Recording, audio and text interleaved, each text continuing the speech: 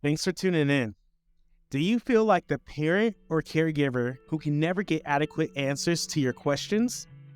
And does it seem like your concerns are constantly being redirected to another professional? Well, you aren't alone.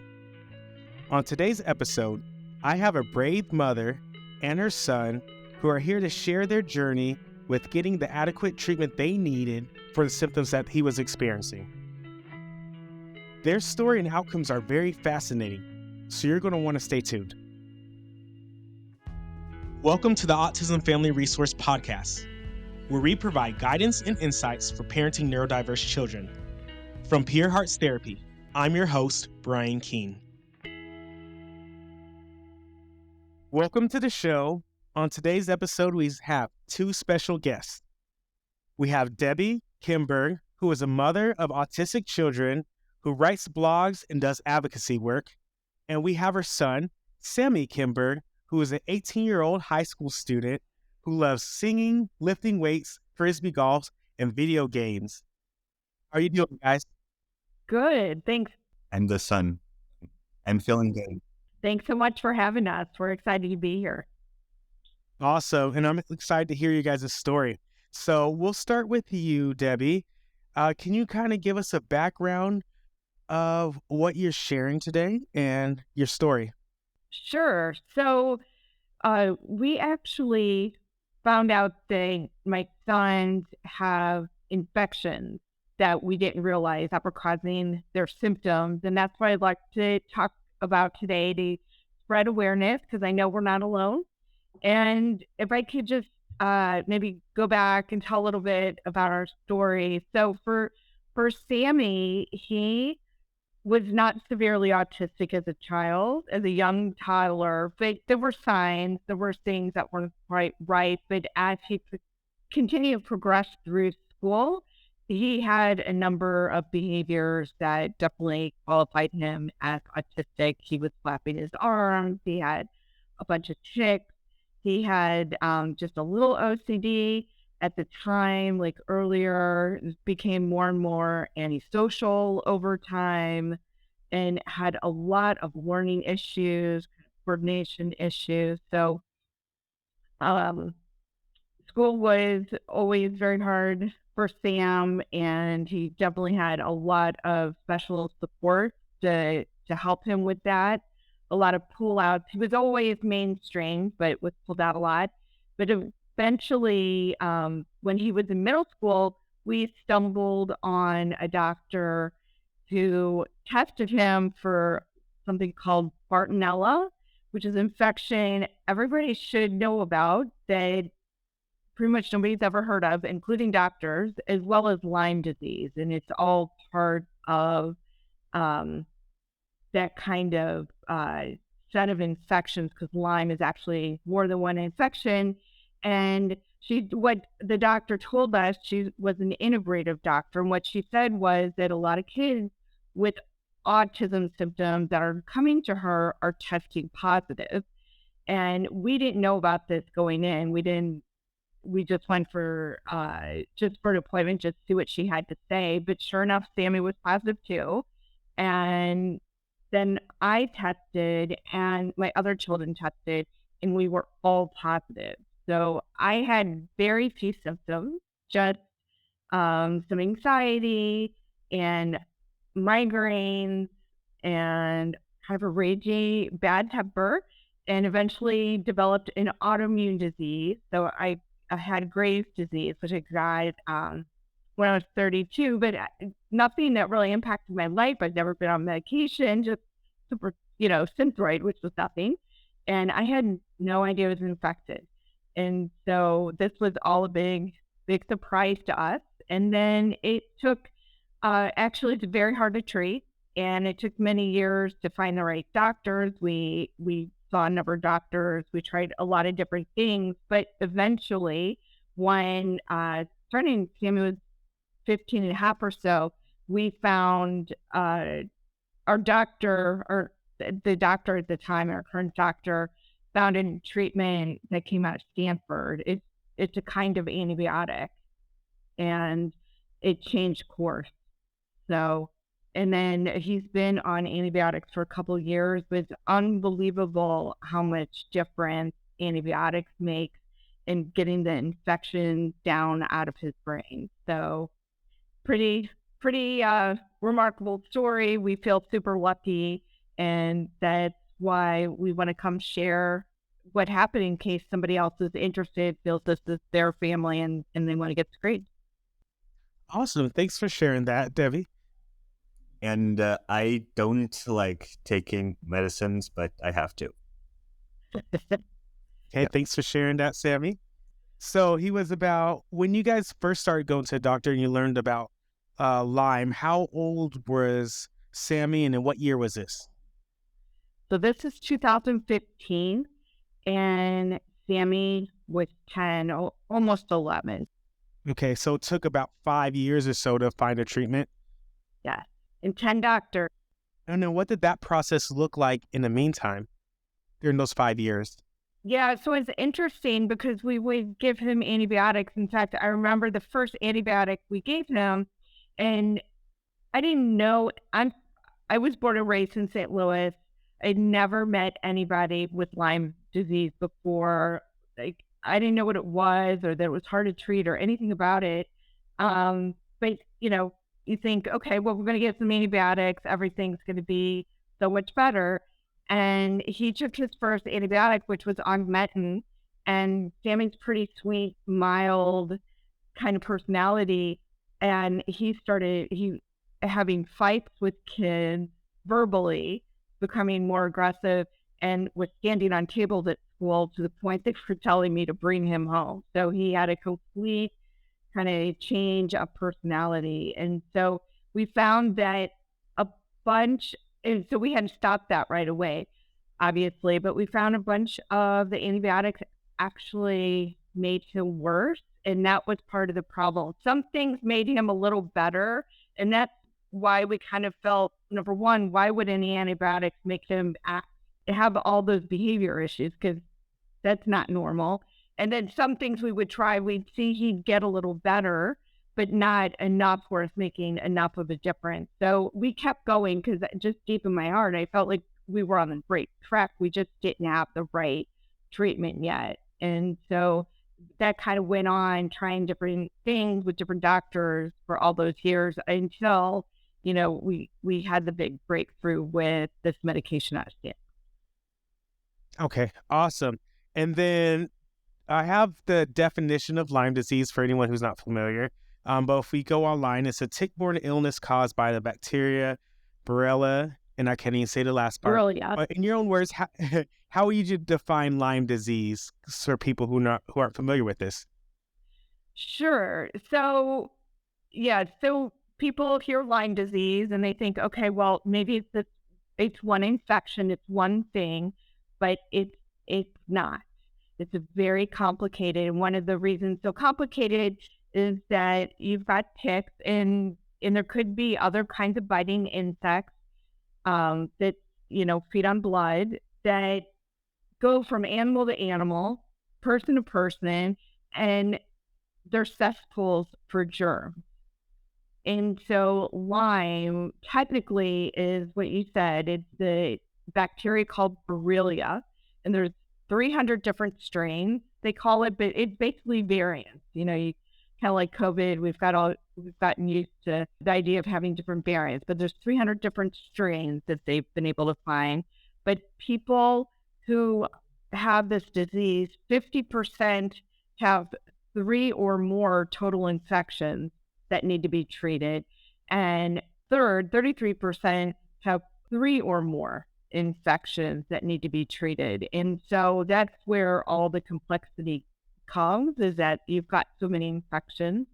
And the other point that is super important, everybody talks about Lyme, but really the star of our story and what we're seeing a lot in the autistic community is this infection called Bartonella. It's a beast, and all these infections can get, into your brain and kind of, right? They don't make you so sick that you have to go to the hospital. It's nothing like COVID. It's just all these psychiatric type symptoms. And that caused probably 70% of Sammy's symptoms, and it caused most of my other kids' symptoms, but they're very mild, and in most of my symptoms that I had over my life. And nobody's ever heard of this infection. So, Okay. All right. And then, Sammy, let me ask you about this same experience from about 2015 when you're around 10 up until now. What has been the biggest difference that you have noticed? Like, what can you tell us about the story from your perspective? Uh, yes. So I had a lot of issues in school. I did really bad in school, getting getting D's and C's in school, mostly 60s to 70s. I was in special education classes. Sometimes I had teachers follow me around, help me in hallways and stuff. And I actually did get in trouble more often at home also. Then, when you began medication, mom said that some of them reacted negatively or not in the way you expected. Do you remember that process? Yeah. So some of them helped me a lot in school, but some of them made me a lot worse. I remember the worst one I have. I don't remember what it was called, but it made me want to run away from home Oh, wow. because I literally couldn't be happy on that medicine. And then when you finally found the one that definitely made a difference, what were the biggest differences that you noticed? Yeah, biggest differences were definitely in my schoolwork. I was going from getting consistently B's and C's in ninth and 10th grade, failed a lot of map tests, failed my 8th grade STAR test, to in 11th and 12th grade getting mostly B's and A's, uh, getting out of special education classes, and I don't really study that much either, which I think is awesome. So you went from failing classes to getting A's and B's with a little bit less work, it sounds like, right? Yeah. And things were just sticking a little bit better. Yep. Okay. All right. So we have the new medication. Okay, Mom, back to you. You said about 70% of his symptoms had kind of went away. What were some of those symptoms that you noticed that went away? sure. Um, and just to be clear, I said 70% were from Bartonella, and Right. the rest are from some of the other infections associated with Lyme disease. Borrelia, Babesia were the other two big ones. And what we saw with the Bartonella was ADHD.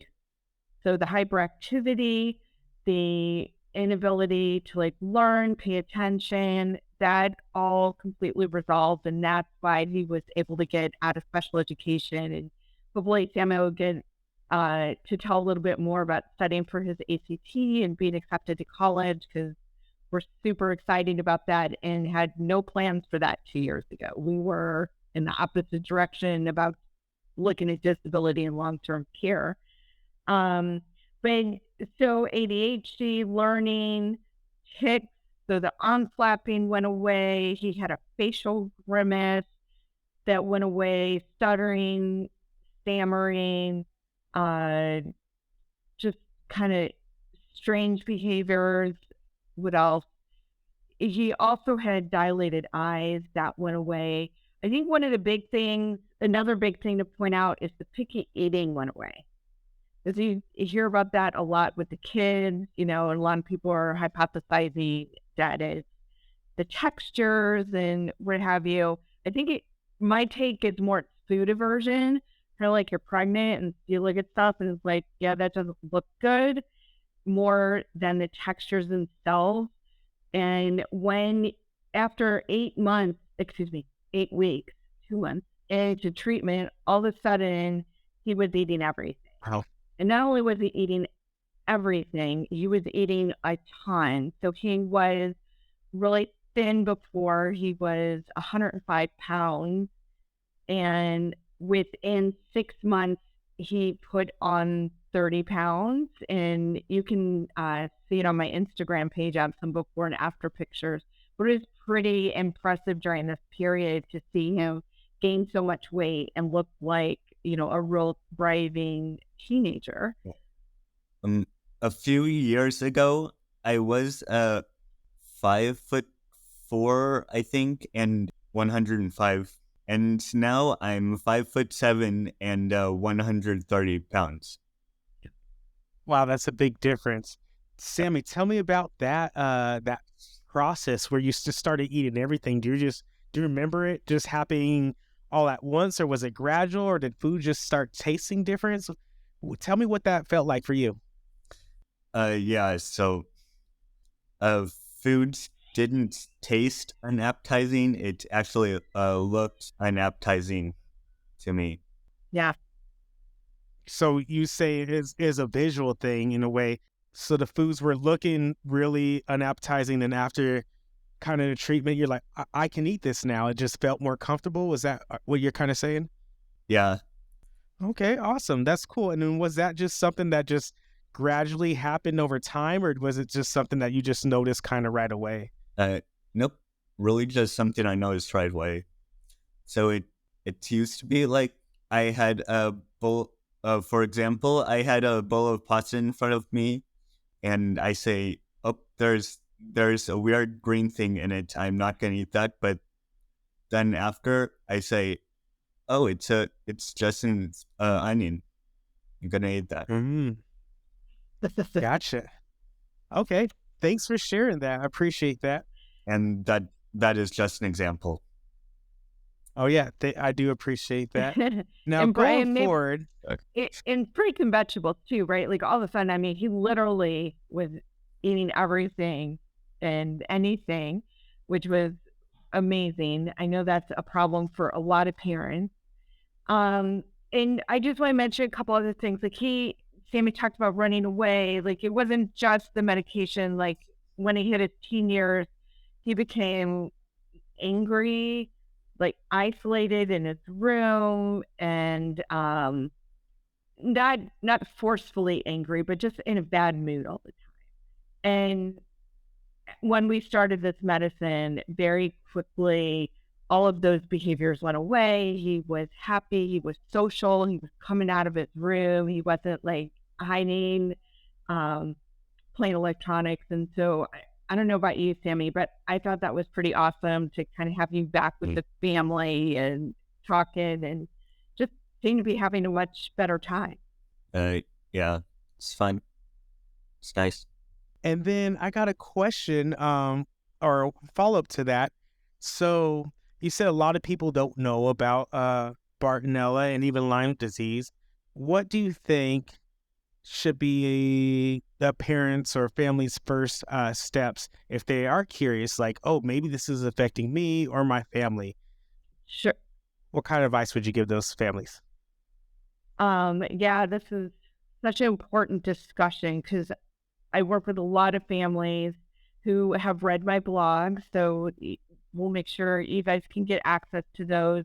And there's a lot of similar stories out there that if the mom or dad has things like psych issues, like anxiety, depression, OCD, panic, mood swings, the bad temper that I mentioned, or autoimmune disease, long COVID, any of those kind of symptoms, fibromyalgia, muscle pain, chronic fatigue, neuropathy, thyroid is a big one. Anything like that, they should, or multiple kids that have been impacted, even ADHD or maybe behavioral issues only, not necessarily autism, really consider getting your kids screened, because it could really change their lives and their trajectory. And the sooner you do it, the better, right? Because, we weren't able to really figure this out until Sammy was almost out of high school. But if you can get these kids young, it can make such a big difference. And if you want to get screened, there's a problem because the CDC has not acknowledged that these kind of infections can cause these symptoms in children and the whole congenital transmission, which is why the kids are having symptoms so young, right?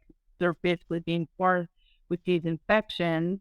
And one of the big reasons that CDC has that opinion is because the LabCorp tests don't work. And so if the LabCorp tests don't work, then the research isn't going to work, because you'll find research that says, hey, this has been disproven and this can't be a factor. But if the tests don't work, then the research is really invalid. And so there are a set of functional doctors that really focus on this. For adults and kids, there's less knowledgeable doctors for the kids, but they understand. They're seeing these kids. They're testing them with quality specialty tests such as Vibrant, IGenics, Galaxy Diagnostics, T-Lab, and they're getting a lot of positive results. And they know how to treat, because the CDC hasn't come out with official treatment, obviously, because they're still trying to get off first base. But they are your best doctors to be able to treat. And the way to find those doctors is through your Facebook Lyme groups for your state, or possibly your city if you live in a really big state. Also, people can DM me if you really need help. I definitely am willing to help. And then also you can look on places like projectlyme.org. They have a doctor directory, but honestly, the best recommendations you're going to get are from other parents who have had experience with the doctors and can tell you who the very. Okay, awesome. Thanks for sharing that. So I guess the takeaway here is, if you go to your regular traditional doctor, you may lead you down a path that goes nowhere. But if you find the right doctors through these Lyme groups, like on Facebook, parents know the right doctors to go to that are going to get the right test. Well Does that said. sound right? That's exactly right. Like, you talk to your doctors, they'll say they only deal in evidence-based medicine, which I get. But what do you do when the evidence, right, gets ahead of where the research is, right? What's going on in the community. And so they don't have any information from the CDC, and even if you ask them to run the test, it's from LabCorp request, chances are it's going to be negative because they don't really work. And so, exactly, it's really hard to work through your traditional doctors. You really need to find Lyme specialists who do this every day, all day. I lost count of how many doctors my mom went to before she found the right one. Wow. So it was a process for sure. I wasn't going to give up, right? Yeah. Okay. We were going to figure this out or die trying. I thank you for sharing all that. So definitely a lot going on here. With the doctors, found someone that worked. So for parents who are looking at doing this, they want to get screened and go to the right doctor, find the groups. Now, since this is your story, Sammy, tell me a little bit more about your future plans going forward. Tell us a little bit more about you. I'm planning to go to University of Texas at Denton this August, and a double major in music and computer science. Or music to be a cappella bass singer, and computer science as a backup plan to be a video game designer. Ooh, that's exciting. Yeah. Tell me what also has been some of the biggest supports in your life so far. Definitely my mom and my doctor, Dr. Offit, who found cures or treatments for my diseases. And yeah, I like that. What about support to school? Because I think they've been really critical too. Oh, Oh yeah, my supports at school. I had some teachers like I had special education classes. Some of my teachers followed me around even in the hallways, helping me with stuff, and they were usually really nice. Also, actually, not usually always. Awesome. Thanks for sharing that. And you also mentioned before we started recording that you have a YouTube channel. You want to tell us about that?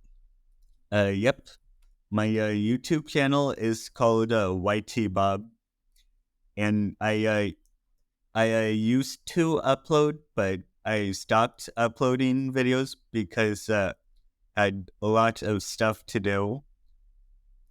I started getting overwhelmed with homework and chores, and yeah. But I'm planning to start it up again when I go to college. Awesome, exciting. I'll look it up and I'm looking forward to seeing it back up there. And then for you, Debbie, for more information, how do they find you or reach out to you? Yeah, so there's a couple ways. So I have a website, it's debbiekimberg.com, and I think you're going to put a link on the podcast notes. And so you can get more information. I've got a lot of research, blogs, and also information about the memoir that I wrote, because I think what we went through is a really important story that I hope can help other families. So there is a notification in last, please, would love for you to sign up to get notified when it gets published. Hopefully it will be later this year.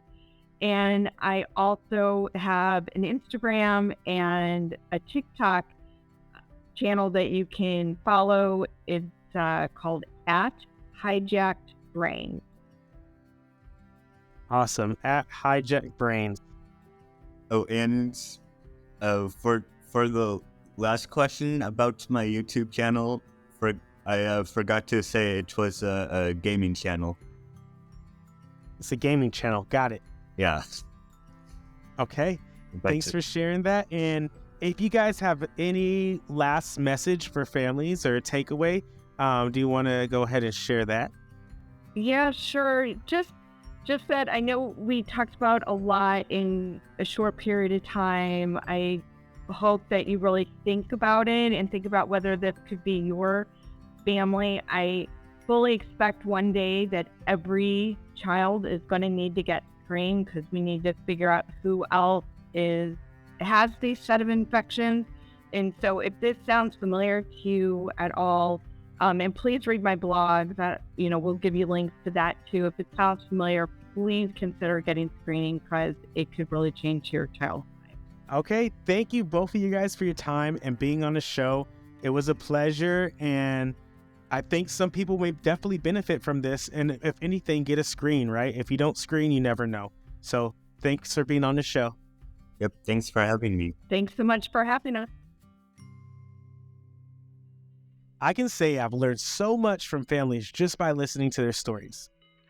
The main takeaway I got from this interview is that it's okay to say no when something doesn't feel right. You know your child the best, so continue to advocate for your family and look elsewhere for answers if your questions aren't being answered.